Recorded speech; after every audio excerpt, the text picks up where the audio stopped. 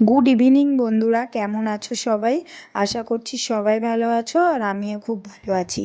Sangeeta short চ্যানেলে তোমাদের অনেক অনেক স্বাগত। তো তোমরা দেখতেই পাচ্ছ সন্ধ্যা হয়ে গেছে আর আমরা কিন্তু এখন যাব মেলায়।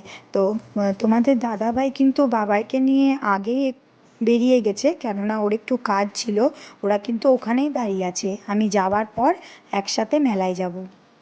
আমায় কিন্তু ফোন করেছিল, ওদের অনেকক্ষণ কিন্তু কাজ হয়ে গেছে। তো চলো কথা না বাড়িয়ে যাওয়া যাক।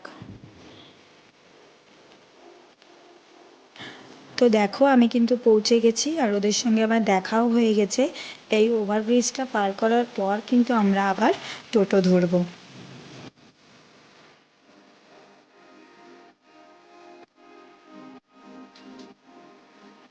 তো দেখো আমরা কিন্তু পৌঁছে গিয়েছি মেলাতে। আর আসার সময় তোমার দাদা ভাইয়ের একটা বান্ধবীর সঙ্গে দেখা হয়ে গেছিল।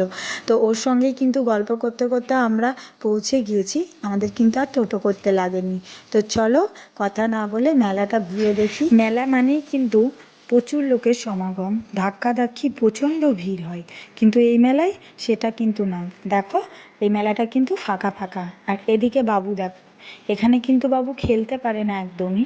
উঠিয়েছিল ওর বাবা, কিন্তু ও 2 মিনিটও থাকতে পারেনি, ভয়েই নেমে গেছে। ওই জন্য কিন্তু কোনো পয়সাও নেয়নি দাদাটা ওর সাথে।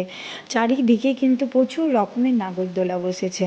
নাগরদোলা ছাড়া কি মেলা ভালো লাগে? আর এই নাগরদোলায় কিন্তু আমি চাপতে পারি না, আমার প্রচণ্ড ভয় করে নাগরদোলা।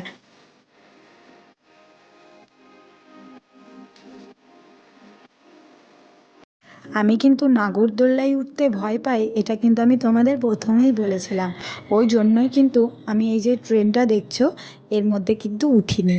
কিন্তু বাবাই প্রচণ্ড জেদ করছিল, ওই জন্য জোর করে কিন্তু আমি ওর বাবাকে ওর সাথে উঠিয়েছি ট্রেনটার মধ্যে।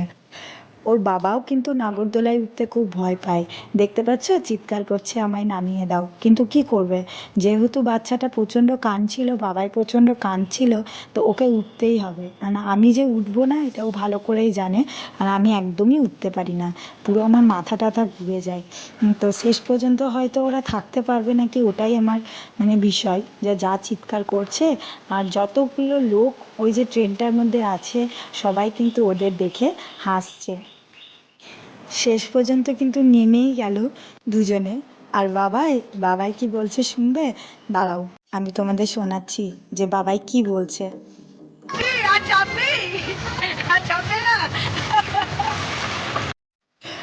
তো আমরা কিন্তু নাগরদোলা থেকে নেমে একটা করে আইসক্রিম খাওয়ার পরে বাবাই এটা নেবে বলে জেদ করছিল, ওকে এটা দেওয়া হলো।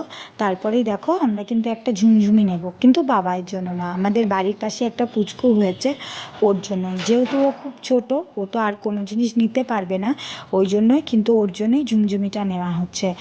তাছাড়া কিন্তু আমরা সেরকম কোনো জিনিস কিনিনি। ছোটোখাটো হয়তো কয়েকটা প্রয়োজনীয় জিনিস নিয়েছি, আর কিচ্ছু নিইনি।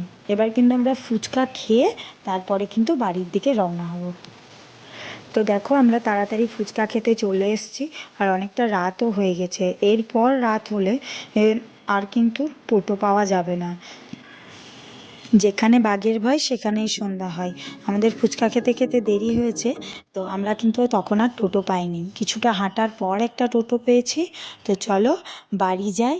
আর আজকের মতো ব্লগটা এখানেই শেষ করছি। আশা করছি সবারই ভালো লাগবে। ভালো লাগলে একটা লাইক করে দিও, আর সবাই ভালো থেকো, সুস্থ থেকো। দেখা হবে পরের একটা ব্লগে। সবাইকে গুড নাইট, সবাই খুব ভালো থেকো।